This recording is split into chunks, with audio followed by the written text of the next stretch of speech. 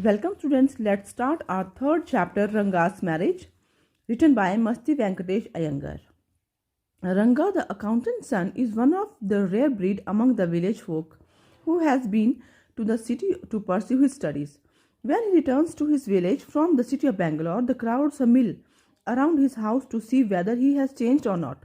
His ideas about marriage are now quite different, or are they? Here, a rare breed means a person or thing with characteristics that are uncommon among their kind, or a rarity.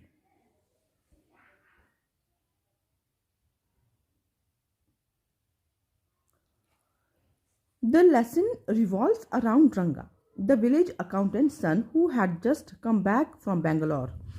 At the news of his arrival, the villagers gathered at his home to analyze if he had changed or not and what is his perception about marriage. Everyone was so excited because during those days not everyone used to get a chance to go to cities for studying.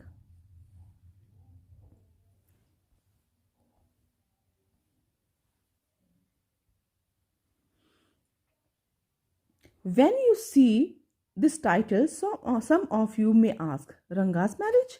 Why not Ranganatha Vivaha or Ranganatha Vijaya? Well, yes, I know.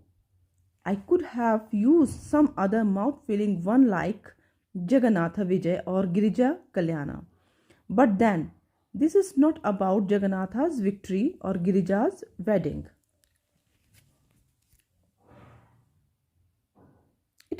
It's about our own Ranga's marriage, and hence no fancy title. Hosahali is our village. You must have heard of it. No, what a pity. But it is not your fault. There is no mention of it in any geography book. Those sahibs in England, writing in English, probably do not know that such a place exists, and so make no mention of it. Our own people too forget about it. You know how it is? They are like a flock of sheep. Our sheep walks into a pit, the rest blindly follow it. When both the sahibs in England and our own geographers have not referred to it, you cannot expect the poor cartographer to remember to put it on the map, can you? And so there is not even the shadow of our village on any map. Here, vivaha means marriage. Vivaha means marriage. Vijaya means victory. Girija means female. Here its meaning is female. Kalyana means beautiful. Sahib means a polite title or form of address for a man. Like a flock of sheep means a group of people behaving in same way or following that what others are doing. Cartographer means a person who draws or produces maps. Here, the meaning of the lines are: the narrator expects the readers to be questioning the simplicity of the title Ranga's marriage. He feels readers might be thinking of fancier titles like Ranganatha Vivaha, Ranganatha Vijaya, or Girija Kalyana. He clarifies that although he had options of keeping such elaborate names, the reasons why he chose the basic and casual one because the story is about our Ranga, as in someone who is very close and dear to him. They live in a village called Hosahali in Mysore. Not many people know of it, and the narrator does not blame them because there is no trace of it in the geography books. Even the Englishmen have no idea about the place, but they are also not to blame because our citizens too are completely ignorant about his village. He refers to the people as sheep who blindly follow each other, and do not use their logic or brain to justify or invent things. At last, he feels the cartographer is also not to be held responsible. As a result, there is no trace of their village on the map. पता भी है कहाँ पहुँचे हो।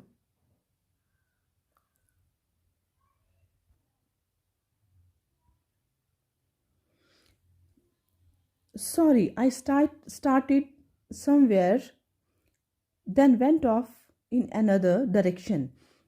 If the state of Mysore is to Bharatvarsha, what the sweet Karigadabu is to a festive meal, then Hosahali is to Mysore state what the filling is to the Karigadabu. What I have said is absolutely true. Believe me, I will not object to your questioning it, but I will stick to my opinion. I am not the only one who speaks glowingly and of Hosahali. We have a doctor in our place. His name is Gunda Bhatta. He agrees with me. He has been to quite a few places. No, not England. If anyone asks him whether he has been there, he says, No, Annaya. I have left that to you, running around like a flea-pestered dog. It's not for me. I have seen a few places in my time, though, as a matter of fact, he has seen many. Bharatvarsha means India. Karigadabu. Karigadabu means a South Indian dish.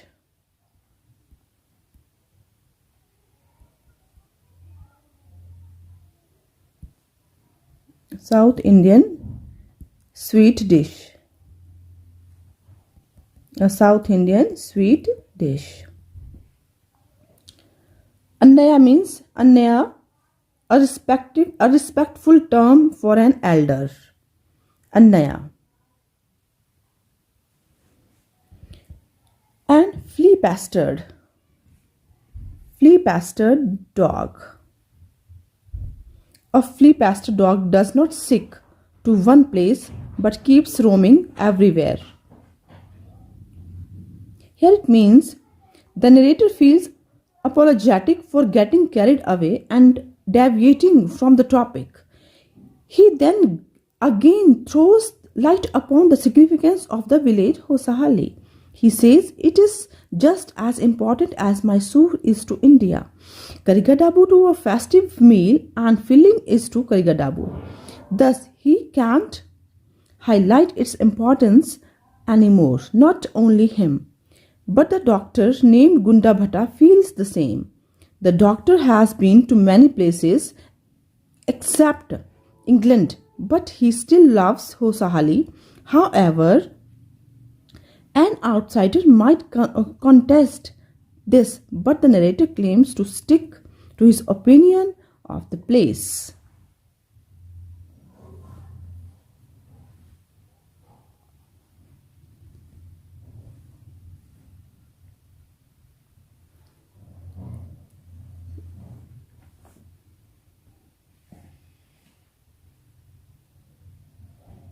We have some mango trees in our village. Come visit us. And I will give you a raw mango from one of them. Do not eat it, just take a bite. The sourness is sure to go straight to your Brahmanandra. I once took one such fruit home and chutney was made out of it. All of us ate it. The cough was suffered from after that. It was when I went for the cough medicine that the doctor told me about the special quality of the fruit. Just as the mango is special, so is everything else around our village. We have a creeper growing in the ever so fine water of the village pond. Its flowers are a feast to behold. Get 2 leaves from the creeper when you go to the pond for your bath, and you will not have to worry about your having leaves on which have to serve the afternoon meal. You will say, I'm rambling. It is always like that when the subject of our village comes up. But enough. If any one of you would like to visit us, drop me a line. I'll let you know where Hosahali is and what things are like here. The best way of getting to know a place is to visit it. Don't you agree?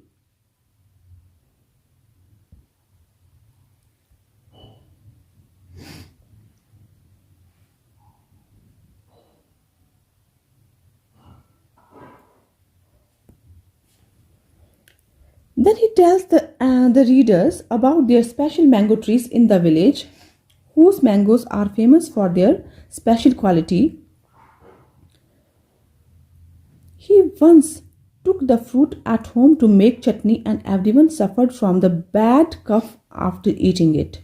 It was only when he went to see a doctor that he told him about the quality of mangoes of Hosahali. The narrator asks the readers to take a bite and assures that the sourness of the mango will be felt by them till the top of their head. Not only the mangoes, everything in the around this village is remarkable. The creeper growing in the pond and its flowers are also special. One can even serve an afternoon meal on its leaves. All you need to do is to grab two leaves when you are on your way to the pond to bathe. After speaking highly of his village, the narrator says, if anyone wishes to see for himself or herself, one must contact him. He will help them to reach there. Also, he feels that there is no better way to know a place than to visit it.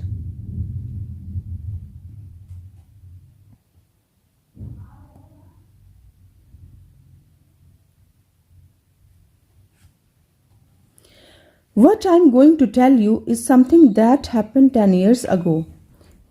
We did not have many people who knew English. Then our village accountant was the first who had enough courage to send his son to Bangalore to study. It is different now. There are many who know English. During the holidays, you come across them on every street talking in English. Those days we didn't speak in English, nor did we bring in English words while talking.